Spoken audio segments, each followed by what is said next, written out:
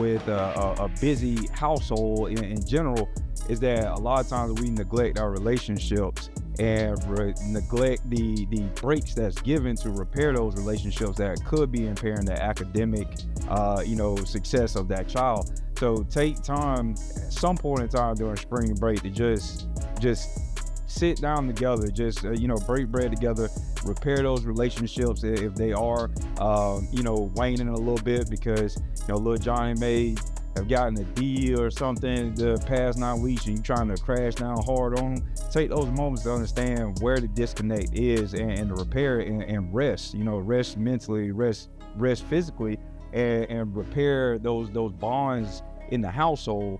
And you will often see a lot of times you'll see those grades and the tension at school correct itself because now that child has been invested in, been fed into.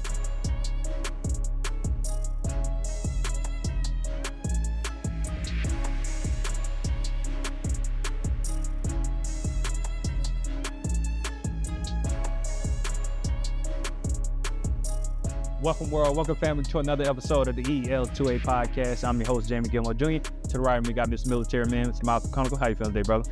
Sensational. To the right of him, we got the Rocket, the highest of 7 hills, Mr. Eddie Rock. How you feeling today, brother? I'm feeling good today, man. Yeah, feeling good. That's all he got, but sensational and good. Hey, another day, another dollar. If you all don't know, this is our Kut Different episode. We need to have something to say. Kut Different episode. This is the episode we talk about anything and everything Kut Different. To be able to update you, we know there's a lot of people out there that wants to know what's going on with Kut Different. You want to know what we're doing, why we're doing it, and how we're doing it. So this is the episode for you. We're glad that you're here. But why that you're here, you want to be, know what we got going on. We need you to do this for us. Like, subscribe, and comment. All right, start what you're doing right now. Like, subscribe, and comment. That's going to help us. We on a chase to 1,500 right now, all right? If you can see, we're a little far away from it, but with the help of you, we can get there, all right? Other than that, like I said last episode, April the 12th, that casino night, we are not having that event. We're canceling it, but we need you to shift your focus to July 25th. All right, our summer gather is going to be the best thing smoking that you're seeing. We got to up what we did last year, so that means we got a big thing gap to fill. So we're accepting that challenge, and that's what we're shifting our focus to.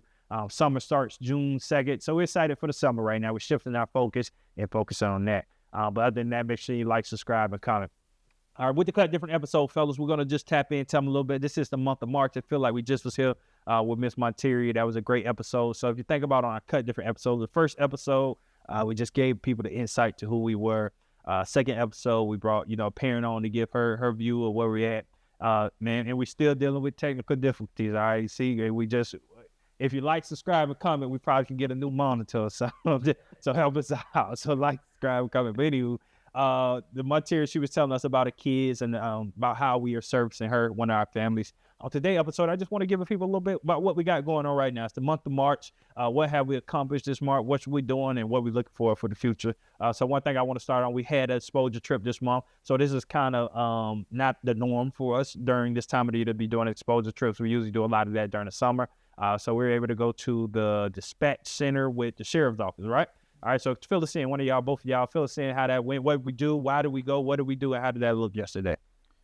So we went to the dispatch center with the sheriff department, and so it was pretty cool seeing different people that make up the sheriff department as a whole, the different sectors from dispatchers that's with the sheriff department, dispatchers that's with fire rescue, and everyone in between. And the boys were able to hear from them what they do for the county and at their respective jobs. And then we were also able to go outside, and they had some visual pieces out there. They had the SWAT team commander, the Bearcat vehicle out there.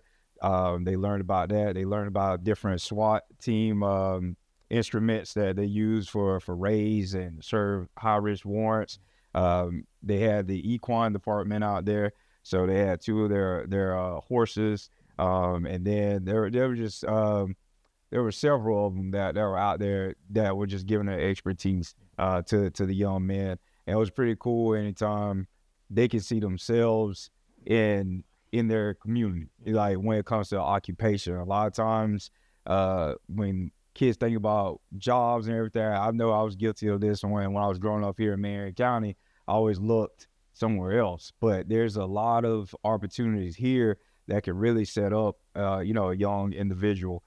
So hearing from the fire chief from, I think he was from the Southeast region, but hearing what he was saying about, even the pipeline that they have where you can sign up at 14 years of age and basically go through soft training and integration with the fire department. So by the time you're 18, you're already well known with a lot of people at fire rescue. You kind of already know what to expect. And so, that's a huge stepping stone. So I just appreciate the county for allowing, our services to have those pipelines for our youth here locally. Yeah. What is the importance of this? So it made me think about, so yesterday I was speaking to a Rotary Club, and I was just telling them, I always bring up the interaction about the Cheney brothers. We went to Cheney brothers one time, and one of our boys, I never forget this moment, a couple years ago whenever we went, he said, Mr. James, he came to me, I said, Mr. James, man, I drive by that building every day, and I didn't know what that was. I'm going to come work here when I graduate. So he shifted his brain from something just being a building to an opportunity. So for you, for us to go into something like that, what is the importance of that trip? It was important because, a lot of the boys, it's I would say from the seemingly small interactions, because, the boys know I'm prior service. So, for example, when we went over to the SWAT team vehicle, the Bearcat, they're asking, did you ride in a vehicle like that? It's like, yeah, similar. And the SWAT team commander that was there, I actually know of him from the gym, seeing each other work out and stuff like that. So now you're seeing your mentor, talk to someone who's sitting there telling you about his profession, but we're sitting there chalking it up, talking about the similarities. And I'm looking at his gear, like, man, y'all lucky y'all have, plate inserts and things like that. So to the boys, it make it, even though they don't have my experience, because we're having this conversation, they're seeing it in the depth of the conversation, they feel a level of connection to it because of the connection, that they have with myself.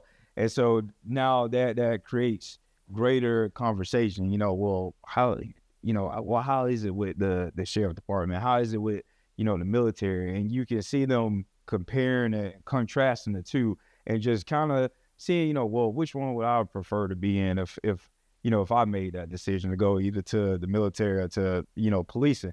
And that's big because anytime you get a young person to see themselves and think like that, like, what do I see myself in this life or do I see myself over here? That path of self-discovery is so valuable. Yeah. How about yourself, Rocket? So all those were great. And so at the end of it, they were asking questions. And I messed around and asked a question that I didn't hear. And one of the kids, it wasn't the employee that worked. It was one of the kids that was like, they were telling me like, no, Miss Eddie, this is the answer. So they took pride in learned some of the information that they had received. But on my way out, childhood is crazy. But on my way out, I was thinking to myself like, dang, man, what's crazy is that before, when I was their age, when I heard sheriff office, I was only on the other side because I was always going to visit somebody on the inside. And I never knew the opportunities that was there. So now I have people in my community, my family members that don't like the sheriff's office or don't like police officers because of what they did or how they do. They just doing their job. So now for us to be able to take that trip there, again, now it's twofold. So now we can, all right, yeah, we know about what's on this side of it, but if you don't end up over here on that side, you can end up over here and you can also, you can be a part of the police department in some form or fashion. And I think for me, that's the most impactful because we want to tear down the stereotypes the negative stereotypes that they have. Sometimes the kids are not, that they only know what they know, and if the person that's giving this information to them only know one side of it, and man, you're not doing them any justice because now you're stopping them from being able to grow and experience something. To your point. Yeah, I was gonna ask that too. So do you feel like, because obviously we do these as trips for the boys, but obviously there's takeaways. There's places we went that I learned that I took away, like, I ain't know that. What is one of the big, that may be that, but what is one of the biggest takeaways from y'all that y'all like, dang, I ain't know this went on. I didn't know they had the capacity to do all this. So I got one for real. So I thought the sheriff department had their own. So I thought the sheriff office had their dispatch center. the police officer had the dispatch center and the EMS had the dispatch center. I didn't know that's for all the like the public safety. So all that in that building encompasses all the different departments. And how she said, I guess, depending on where you call it from, that's how it, I don't know, scientifically somehow, I don't know. It gets if you're in the city, then it goes to the police department. If you're out in the rural area, it goes to the sheriff's department. So it's like, bro, that's crazy. I didn't know that. That was pretty dope. What about you, Grandma? It's a little bit different for me because of the nature of things that I do with the police the department and stuff. So I was a little more accustomed to some of the things that they did. But I will say one thing I did learn was the sole job of the individual that files all the warrants and things like that. It's it's one lady that's just sitting there, and she sees the worst of the worst that comes through. I thought that it was more so it just went through the regular dispatch, but they have a specific person for that type of that work. So I tip my hat to that lady, because I know seeing the things come across the net that results in having to activate a SWAT team is nothing pretty, but she takes it all in stride. So that was interesting to see. Yeah, no, that's cool. Another thing, and I'm glad, well, not glad, I'm sad in the sense that I wasn't able to go on that trip, you know what I mean? Because I love learning new things about this community, so I'm glad that happened. But another cool thing we did this week was a project that we did with the spaghetti tower, making the boys be able to build towers and put a marshmallow on the top, see who can build the tallest one with the marshmallow on the top. So what that is basically project-based learning. I've took a liking to project-based learning in these last couple of years, just studying and understanding what it is, because it's basically you're creating hands-on solutions for a problem. And I feel that when you get kids in the space to where they're hands-on, first of all, that they are active, their attention is to it, and they want to do it, and they're creating their own solutions. And I think that's how we can make creative kids, because they have to think creatively. Watching those boys do that project, you see all of them trying to experiment, figure out how. Even just to break it down on our side, we had 3 different groups. You had one group, first when they start, because Miles and Jay were like helping, they were like, Miss Miles, they complaining about the groups, who in the groups. Then when they actually got to the project, you can really see the detail of these kids really trying to figure it out. If you think about it from the project, we gave them spaghetti, we gave them tape, we gave them string, and a marshmallow. And the goal was to be able to build this tower so it could be firm enough to hold the marshmallow at the top. And as you see their minds literally working to solve this problem, I think that's what our world is about. It makes me think about the education system that we have now and how it lacks creativity, or creating kids to be able to have this level of creativity because they're not doing things like that. Imagine an environment if we went into an education system and we were like, all right, this week we're going to focus on building a business, all right? These are the tools you have. This is the space you have. Go do it. And just they have to come up with the concepts on their own. In that same environment, I see problem solve because they start arguing. Then they got to come to a solution. I seen teamwork. I seen leadership. I seen all these different things just from one activity within an hour of time. But that is what's going to build them to the next level. When you guys are in this same experiment and you guys are seeing for yourself, Miles, I know Eddie, you say you didn't have it. How do you see this activity, and what do you think our boys are taking away from these type of things? Because they're happy. You get what I'm saying? Anything we do not say, and they get happy about a lot of stuff we do, but they're not engaged all the time. And on this one, everyone's engaged, everyone's happy, everyone's into it. So how do you see it from your lens? Yeah, they were excited to sit there and try and create their project or to execute their plans that they came up with. Very engaged. The boys, they're always hyper competitive, especially when they think that they're going to win something, then they're going at it, at max capacity. So it was just cool seeing them trying to outdo the next group and to create their structure by the rules that were given out. And then you see some trying to stretch the rules as much as possible to try and get, but that's all part of learning, because, you try to stretch the rules to, beat out everyone else, but then you end up disqualifying yourself because you're doing too much outside the realm. So it's like I tell the boys all the time, everything a teaching experience, everything a teaching or a learning experience if you allow it to be. Yeah. To his point, one of the things that happened one of the groups, and this is another, and I don't know, Jay probably one second, Jay was over at the group, but they start tying a string. So we're talking about a tower. So if you think about the ceiling has like a little thing when they tie one of the strings to their object to hold it up right. But the goal is to say, can't nobody get taller than ours because ours is touching the ceiling. In the grand schemes of thinking, that's a great thought. You get what I'm saying? To have, you actually, but that goes against the rules that you were given in the beginning. I'm okay with a person that thinks so creative. Obviously, we got to understand the guidelines, but we can reel it back to that. You can't think about a person that was trained to pay attention to the rules all their life, and so all they know is to listen to the rules, and now they just do everything by how they was told. They bring no level of creativity to it. All they know is like, I was told to go left, go right, and go up, and now I'm here. And that's what they do for the rest of their life. They go left, they go right, and go up, and they're here. For some people, that may not be wrong, or that's right, and that's going to get you to where you're supposed to be. But there's a certain level of people that have creativity, and their creativity allows them to think outside the box. And for me personally, I would rather have a creative person that thinks outside the box. They understand the rules. Now, we have to go to rules, but I also have a different level of thinking that takes me outside the box. Me personally, I think that that's more beneficial for our youth, and I think we have to put them in areas to be creative. In that scenario, yes, that person was disqualified, but for me, I look at it and say, I like that. I like that happened, but you didn't win. You still didn't win. You got to take your loss, but you didn't win. So, Eddie, I know you say y'all didn't do it. Is the reason y'all didn't do it, sir? Oh man, of course, accountability. You got to be accountable. Just that particular day in that session, the boys are just rowdy, man. They just got to the point where they didn't do what they were supposed to do. The expectations of what we have for the after school, they didn't meet those. So what we did, we amongst the mentors, we went around and said we gave our suggestions on what we should do, and Mr. KJ came up with the idea, make them start all the way over from the beginning to make sure they understand the expectation. So we went back from the beginning. We did the back to the mantra. We did the mental.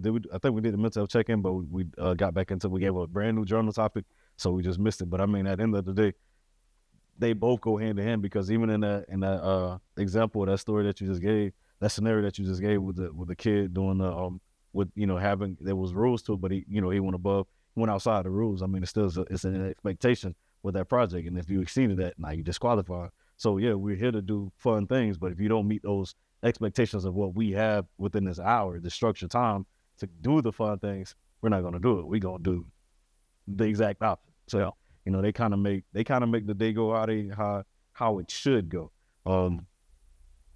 Sometimes they do what they're supposed to. So you mean to tell us our boys they're not perfect all the time? Ah man, not at all. And I don't know. So, and if anybody think that Mr. Eddie is here to tell you, and I always say, I treat them like they're my own kids, and there are moments that they, you're extremely proud of them, but then there are moments when they disappoint you or they do something that they know they shouldn't do. And I think that's the thing that really, for me, and for all the mentors, when they go against, I'm not gonna say go against, when they don't do what the expectation is, when they don't meet that expectation.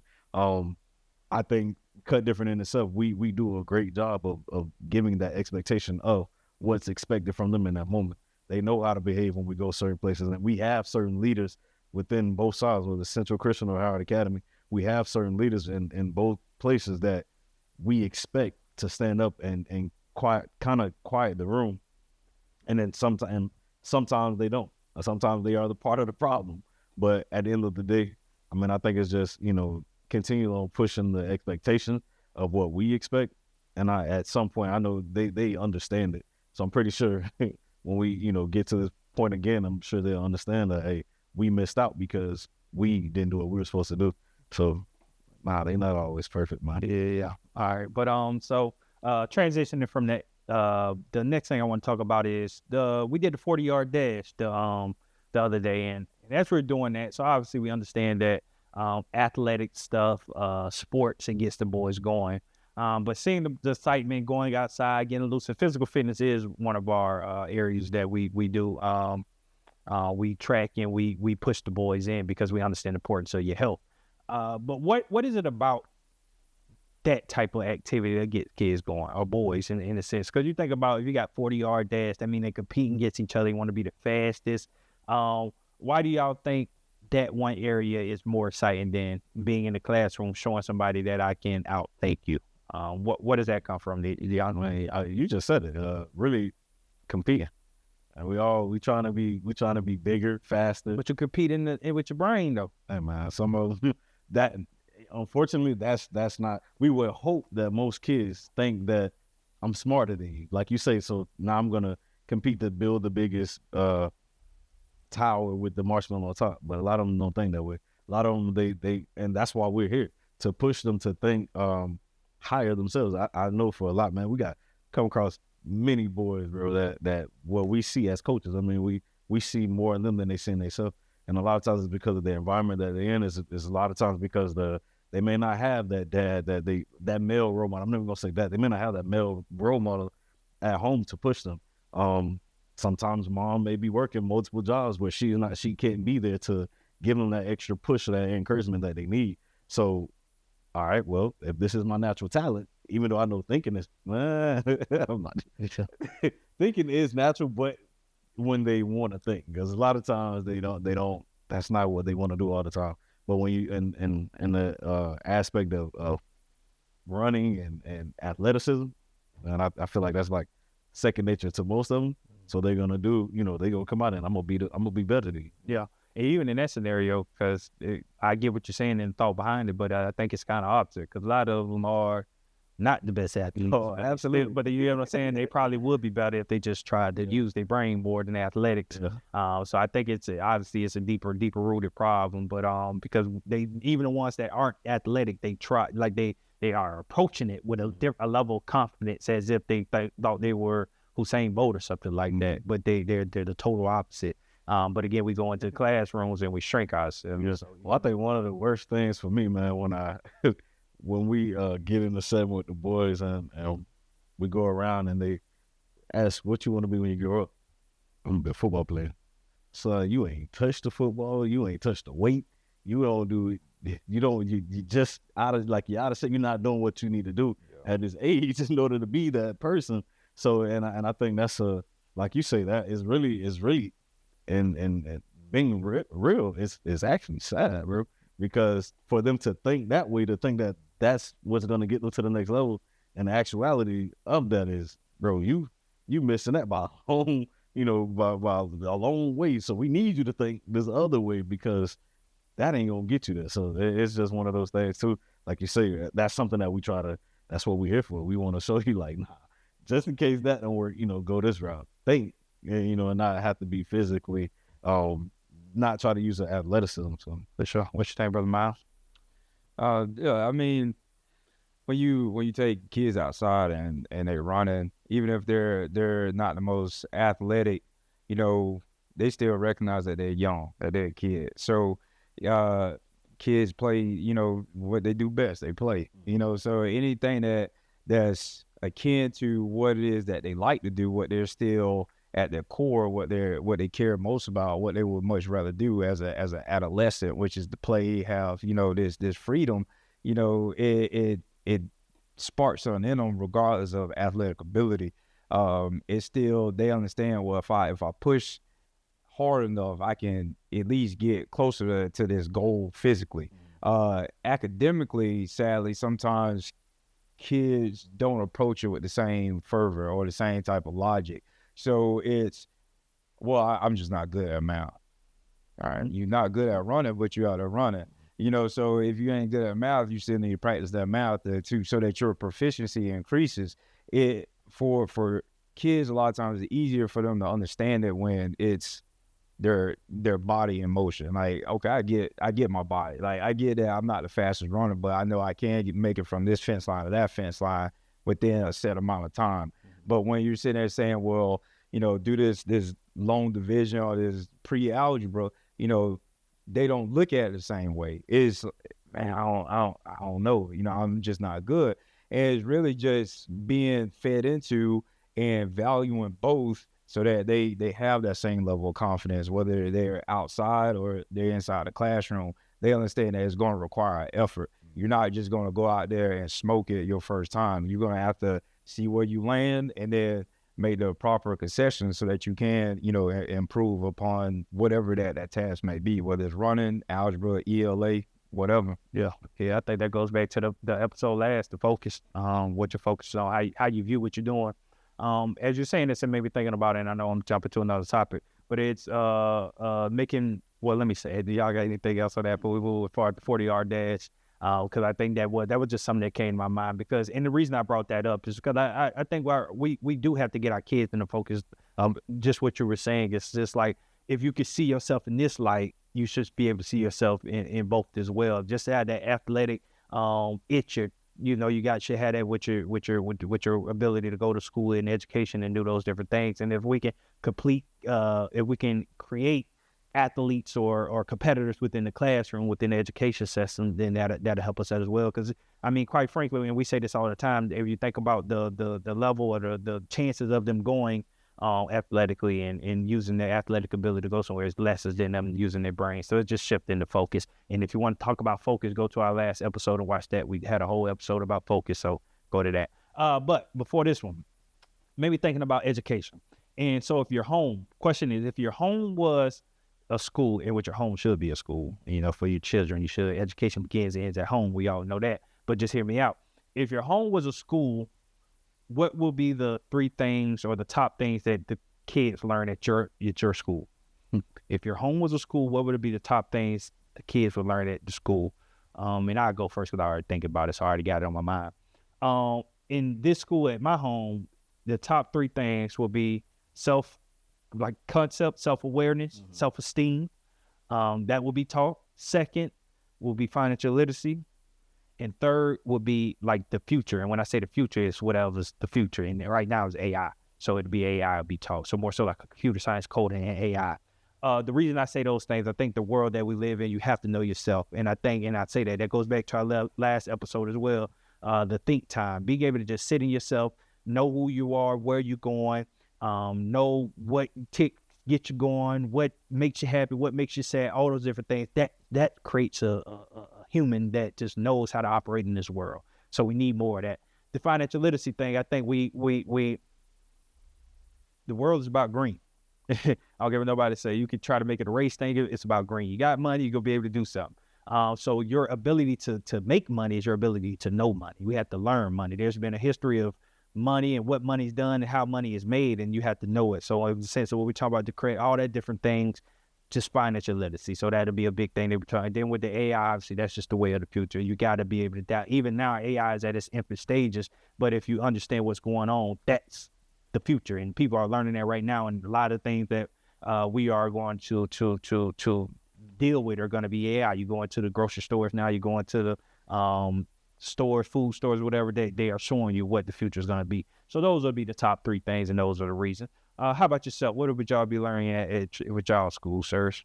You said definitely financial literacy. I'm gonna say confidence. I know somebody may say, why confidence?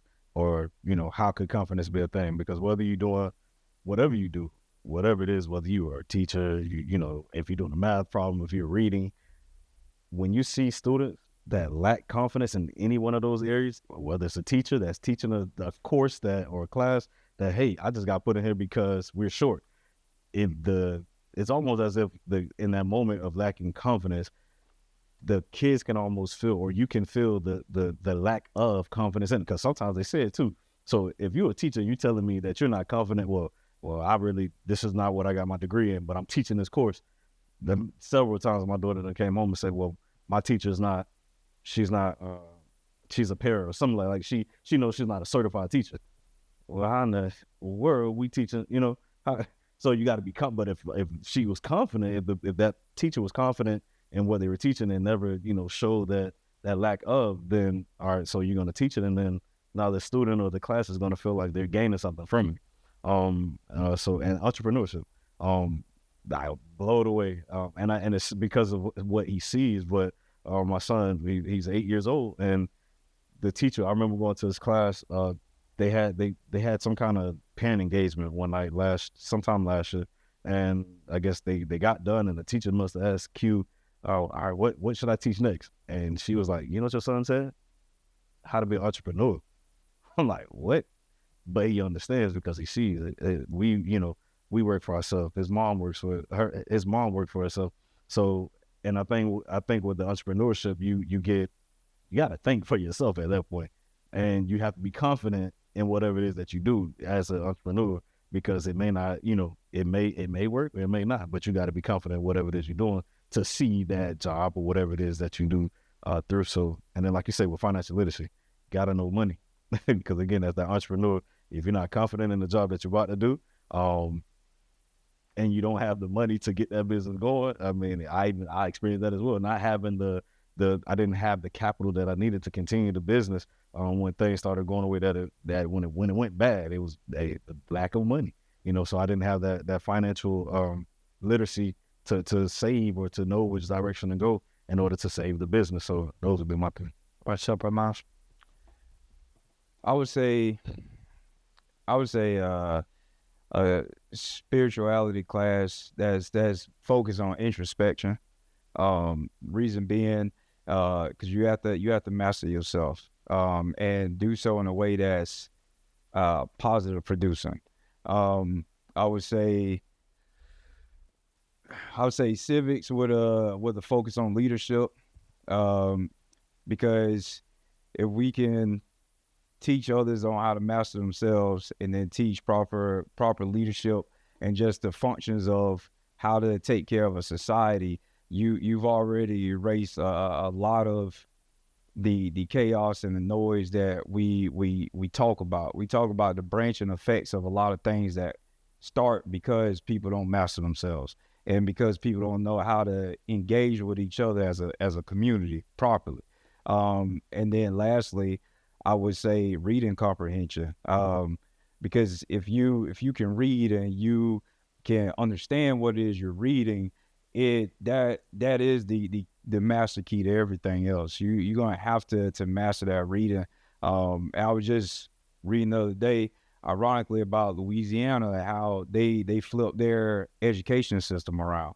You talking about one of the least educated states. And the problem was because they were so behind, they were trying to hyper focus on everything. We do more math, more reading, more writing, then we should get these results. But they didn't see that. So they focused on reading comprehension. Everything else went up. Why? Because now people actually understand what it is they're reading, not just words on there. They actually comprehend fully what it is. And that opened the door for science improvement, civics improvement, and everything in between. So those are the three components I would focus on, because then we're putting out strong, complete people. Strong, complete people. I haven't met too many of them that waste money. Because why? I'm full. I don't need all that other stuff. Reading, I already hit on that, and then obviously how to engage and how to collaborate with each other. You're not always gonna have the answer, but if you know how to work with someone who has the answer, then there you go. Yeah, I like it. And as you said, that one of your things was civic, well, that leads to our next one, civic engagement. So we could just spend a few seconds, few minutes touching on. So if you all don't know, we launched our civic engagement initiative, and this is us every first Tuesday. We go to city council meetings, and every fourth Tuesday we go to school board meetings.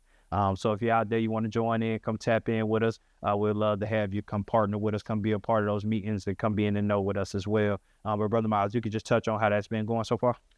Yeah, so we're 3 meetings in. We done 2 at city council, and that's we done 1 at the school board meeting, and that we have another school board meeting coming up here soon.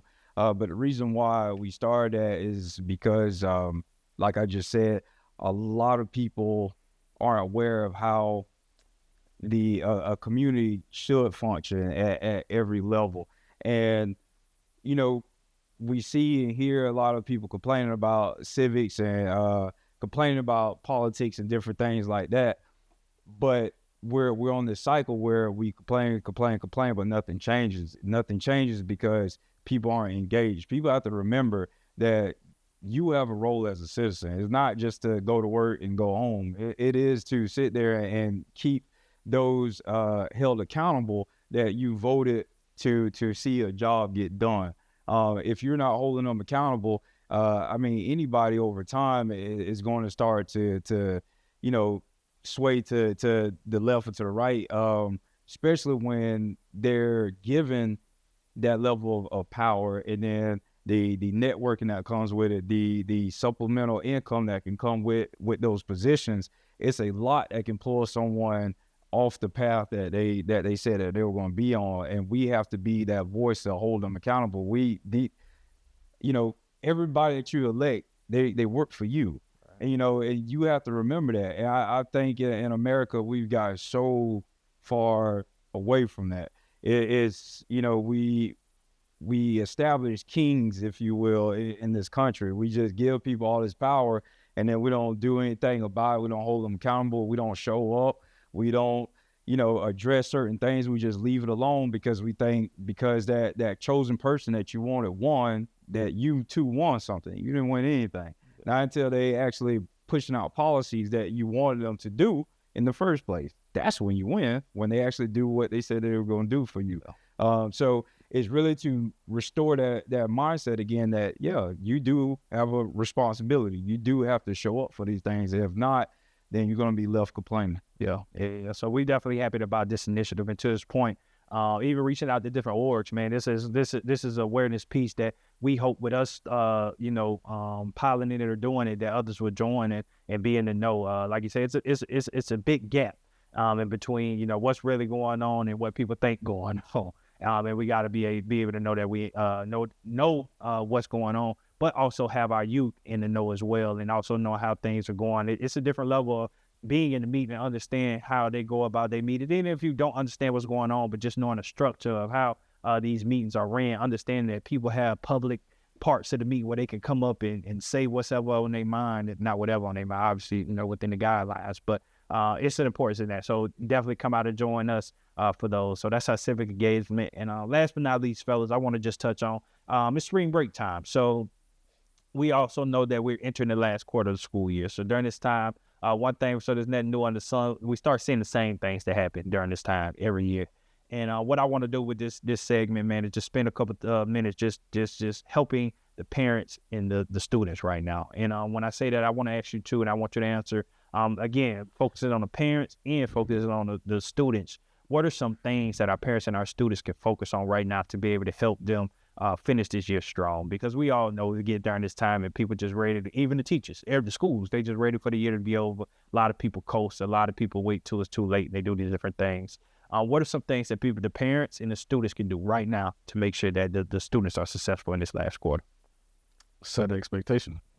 Going into the 4th 9 weeks, it's funny because now I see the picture of Ma in my face right now, because I always told her, it's 4th quarter, but I got like 2 weeks left, so I'm finna rush to get everything. Yeah, and she never understood that, and then now I understand why she never understood that, because I don't get it. Where the kids wait till those last 2 to 3 weeks to try to rush to get all the missing work in that they could have done right away. So set that expectation of we're gonna stay on the high, like making sure that we're doing. I think Douglas Cone distributor said doing the right thing the right way all the time. So if you're doing that from the beginning of the 4th 9 weeks to the end of the year, none of that stuff will matter because now you're gonna roll trying to get the missing work in on top of doing all the testing. So the teacher's trying to get all this stuff graded because we gotta handle business as far as the testing, but then now I gotta get all this stuff graded as well. So I side with the teacher on that. The grades are important. The state testing is what's important. So if I get to it, I get to it. But if I don't, unfortunately, I just don't. But if we're doing it from the beginning, it won't be a problem at all. So like I say, set expectations. And the expectations for the parents could be getting the information to your kids' portal. It's funny because now I get the updates of, first quarter, first quarter was good. I didn't feel like I needed to have an update to follow up on what Nadia was doing. But then I started, and my kid's not perfect at all. So I just noticed the slip where it seemed like things started going under the radar because I wasn't my expectation. I didn't give her the expectation of keeping the same I guess attitude towards getting her work done. So when I started noticing that, I got onto the Canvas. So for the parents that don't know, you can get on your student's portal, your child's portal, and you can follow what it is that they're doing. So the parent go get a sign into your kid's portal, and now you can check. So whenever at the end of every week, I get an update of what's missing or what's been turned in. So I like to approach them and be like, oh, let's check our grades. So that's just let her know that, hey, I'm really watching, and I think that'll help you all out through the year instead of having to worry about if my child is doing it or if my child isn't doing it. Check the portal. So I like it. How about your brother? I would say for spring break, just remember that, as your child is going to school every day, during the school year and things like that, and you're doing your job and hustling and bustling as well, that there's a level of fatigue that's building up throughout the school year. It's normal. It happens. That's why we have these breaks. That's why we have spring break, winter break, and different things like that. I'm not one to tell someone what to do with their spring break, but utilize gaps and breaks when you have that ability, because as a parent or two, especially, with a busy household in general, is that a lot of times we neglect our relationships and neglect the breaks that's given to repair those relationships that could be impairing the academic, success of that child. So take time at some point in time during spring break to just sit down together, just, break bread together, repair those relationships if they are, waning a little bit because, little Johnny may have gotten a D or something the past 9 weeks and you trying to crash down hard on them. Take those moments to understand where the disconnect is and to repair it and rest, rest mentally, rest physically, and repair those bonds in the household. And you will often see, a lot of times you'll see those grades and the tension at school correct itself, because now that child has been invested in, been fed into. We can't forget that. I know a lot of times when these breaks come, we quick to book these trips and we gone all the way up until the day school start back, and you almost feel like, dang, I didn't really have a vacation to rest. That's why we have them, have that balance there, and teach our kids that balance too. Everything isn't go. At some point in time, like we talked about before, you have to kind of downshift a little bit and breathe. And then once school returns, set up those healthy patterns. As soon as they come home, or you come home, whoever's the last one, sit down, do a little huddle. How was your day? What was going on? What was, what did you learn today? Simple questions like that just keep school fresh in their mind when they're home. Set time aside, whether it's 30 minutes or an hour, whatever. Look over their work with them sometimes. That's what it takes. Sometimes you got to sit there with them and be like, hey, let's figure this out together. Many times I had to take myself back to school, with my kids. So but you never know what that means for that child in that moment. Those are moments too that you can, like I said, build that connection with them, forge those bonds, even in those moments. Make homework a bonding moment. It doesn't always have to be, just go in there, get it done, and then go to bed. Like, no, use that time wisely and just test it out and see. I guarantee you, school won't seem like this boogeyman to your child, because they feel like, hey, look, my folks with me on this, my family with me on this. This is they're invested in my success, and that goes a long way with them. Like, don't get nothing wrong. Don't get the problems wrong, because then you're gonna have two problems on your hands. Yeah, now sometimes I just look real quick, double check. But yeah, families, man, don't wait too late. If you don't understand anything that was just said, definitely use your time wisely, use the break wisely, but don't wait till it's too late. As soon as we get back, man, students and parents, making sure you own it. If that's calling teachers right away, if that's sending emails just to make sure, see where your kids at. This is an important time to not wait till the last week before school to be trying to make calls and do all those different things. So using your time wisely, all right? But that's it, man. Y'all got anything else y'all want to touch on about this month?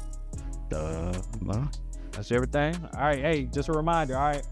always, I don't know why I keep saying August. April the 12th, all right, the casino night. We are not doing a shift your focus to July 25th. Our summer gala, we'll be putting out information about that soon.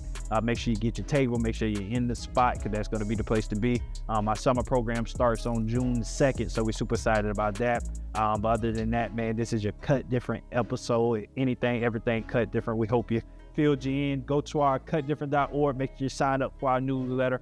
We have a monthly newsletter dropping every month, all right? Other than that, you know what you can do? You can stop right now. You can like, subscribe, and comment, all right? Make sure you like, subscribe, and comment. We on that chase to 1,500, all right? And we're going to be a step closer with you, all right? Other than that, man, we will see y'all next time. Peace.